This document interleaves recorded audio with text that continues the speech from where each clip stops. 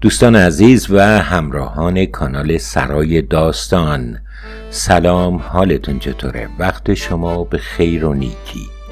امروز چند داستان کوتاه و شنیدنی برای شما انتخاب کردم که امیدوارم از شنیدن اونها لذت ببرید. لطفاً همراه من باشید.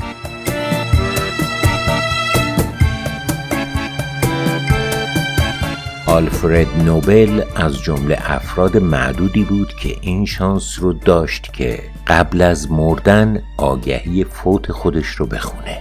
زمانی که برادرش لودویگ فوت شد، روزنامه ها به اشتباه فکر کردند که آلفرد نوبل معروف که مخترع دینامیت بود مرده. آلفرد وقتی صبح روزنامه ها رو میخوند، با دیدن تیتر صفحه اول میخکوب شد. تیتر روزنامه ها این بود: آلفرد نوبل، دلال مرگ و مخترع مرگاورترین سلاح بشری، مرد. آلفرد خیلی ناراحت شد. بعد از اون ساعتها و روزهای متوالی با خودش فکر کرد که چه کرده که روزنامه ها با تصور این که او مرده اینگونه در موردش نظر دادن و آیا این خوبه که منو بعد از مرگ اینجوری بشناسن؟ دلال مرگ و مخترع مرگاورترین سلاح بشری. به همین دلیل وصیت‌نامش را آورد، جمله‌های بسیاری را از اون خط زد و اصلاح کرد و در نهایت نوشت که مایل ثروتش صرف جایزه‌ای برای صلح و پیشرفت‌های صلح‌آمیز بشه. و امروز بعد از گذشت سالها از مرگ آلفرد نوبل، ما او رو نه به نام دینامیت، بلکه ما اون رو به نام ابداعگر جایزه صلح نوبل، جایزه های مختلف فیزیک، شیمی و سایر رشته های علمی میشناسیم. اون امروز هویت دیگری داره. یک تصمیم برای تغییر یک سرنوشت کافی است.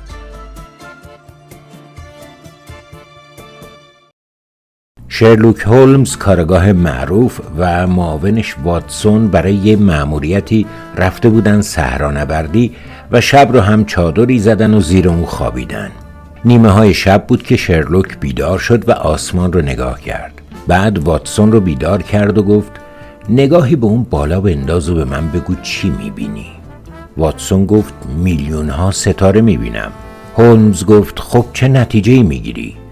واتسون قیافه متفکرانه‌ای به خودش گرفت و گفت: از لحاظ روحانی نتیجه میگیرم که خداوند بزرگه و ما چقدر تو این دنیا حقیریم. از لحاظ ستاره شناسی هم نتیجه میگیریم که زهره در برج مشتریه، پس باید اول تابستون باشه. و به لحاظ فیزیکی هم نتیجه میگیریم که مریخ در امتداد قطبه، پس ساعت باید حدود 3:30 شب باشه. شرلوک هولمز نگاه سنگینی به واتسون انداخت و گفت: واتسون، تو یه احمقی بیش نیستی. نتیجه اول و مهمی که باید بگیری اینه که احمق، چادر ما رو دزدیدن که تو میتونی آسمون رو ببینی. بعضی وقتها بهترین و ساده ترین جواب ها و راه حل ها کنار دست ما و درست مقابل چشمان ماست، اما اونقدر به دور دست ها نگاه میکنیم که اون رو نمیبینیم.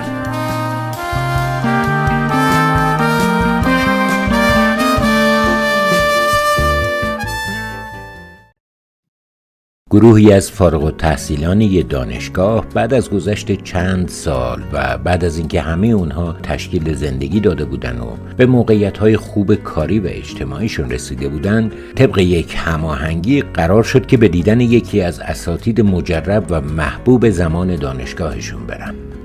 اونا به خونه استادشون رفتم. تو اون مهمونی گرم و صمیمی، بعد از کلی گپ و خنده و گفت و شنود، بالاخره بحث اونجا هم خیلی زود به گله و شکایت از استرس‌های ناشی از کار و زندگی روزمره کشیده شد. در گیرودار همین بحث بود که استاد برای پذیرایی از دانشجوهای خودش به آشپزخونه رفت و با یک قوری بزرگ قهوه و با تعدادی از انواع قهوه خوری های سرامیکی و پلاستیکی و کریستال که بعضی از اونها ساده و بعضیشون خیلی گران قیمت بودن برگشت. سینی رو روی میز گذاشت و از مهمانها خواست که از خودشون پذیرایی کنن. بعد از اینکه همه برای خودشون قهوه ریختند، استاد گفت: خب دوستای من، اگه دقت کرده باشید حتما متوجه شدید که همگی شما قهوه خوری های نسبتاً گران قیمت و زیبا رو برداشتید و اونا که ساده تر و ارزان قیمت تر بودن تو سینی باقی موندن. البته این امر برای شما خیلی طبیعی و بدیهیه، اما باید بدونید که سرچشمه همه مشکلات و استرس های شما که الان چند دقیقه است دارید در موردش حرف میزنید هم همینه. شما فقط بهترین ها رو برای خودتون میخواید. قصد اصلی همه شما الان نوشیدن قهوه بود، اما آگاهانه قهوه خوری های بهتر رو انتخاب کردید و البته در این حین به آنچه که دیگران برمی داشتند هم توجه داشتید. به این ترتیب اگر زندگی رو قهوه فرض کرده باشیم، شغل، پول، موقعیت اجتماعی و امثال اینها همون قهوه خوری های متعدد هستند. اونا فقط یک ابزار برای حفظ و نگهداری زندگی هستند، اما کیفیت زندگی در اونها فرقی نخواهد داشت. گاهی اونقدر حواس ما متوجه قهوه خوری ها هست که اصلاً طعم و مزه قهوه داخل اون رو نمیفهمیم. پس دوستان من، حواستون به فنجونا پرت نشه، به جای اون از نوشیدن خود قهوه لذت ببرید. یه روز مسئول فروش یه شرکت، منشی دفتر مدیر و مدیر اون شرکت برای ناهار به سمت رستوران در حال قدم زدن بودن که ناگهان میبینن یه چراغ جادو رو زمینه. سری اونو بر میدارن و دست میکشن روش که ناگهان غول چراغ جادو ظاهر میشه و بهشون میگه که برای هر کدوم از شما من یک آرزو برآورده میکنم. منشی سری میپره جلو، میگه اول من میخوام که توی باهاما باشم، سوار یه قایق بادبونی شیک و هیچ نگرانی و غمی از دنیا نداشته باشم و در حال لذت و خوشگذرونی باشم. پوف، منشی ناپدید میشه. بعد مسئول فروش میاد جلو، میگه حالا من میخوام تو هوایی کنار ساحل لم بدم، یه ماساژور شخصی و یه منبع تمام نشدنی آبجو داشته باشم و تمام عمرمو به خوشگذرونی بگذرونم و حال کنم. پوف، مسئول فروش هم ناپدید میشه. بعد اون غول رو به مدیر میکنه و میگه حالا نوبت توه. مدیر با خونسردی میگه من میخوام اون دوتا هر دوشون بعد از نهار تو شرکت سر کارشون حاضر باشن.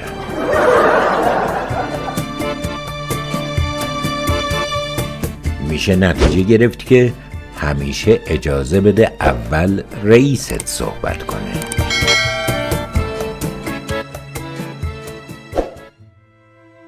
امیدوارم که تا اینجا از این حکایات لذت برده باشید.